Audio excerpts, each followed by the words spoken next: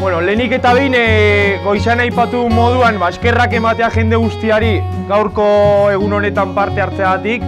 Bueno, karpa Blitasera iritsi da, horeretan hasi zen bueltaka, ez? Eta, Galdakaotik pasa da, Iruñatik, Leitzatik, eta, herri ezberdinetan egongo da, ez?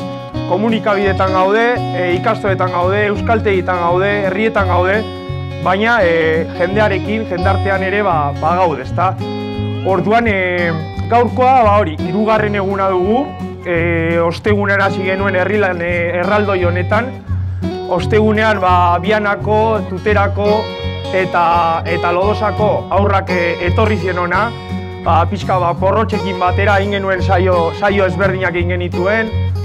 Gero atzokoan, herri lan honen beste ardatzetako bat den ekoizle komunitatea bildu genuen, 25 ekoizle batu genituen hemen, eta gaurkoan hasieran aipatu bezala, ez? Hemen zaudete auzolangile guztiak, herri ezberdinetakoak, txoko ezberdinetakoak, eremu ezberdinetatik eratorriak, batzuk Elikadura burjaetzaren aldekoa, beste batzuk Nafarroa maite dute, beste batzuk Euskal Herria, saretzea, milaka saskin ditugu, orain geratzen zaiguna da zerrendak eskariz betetzea eta norberak bere saskia eskatzea.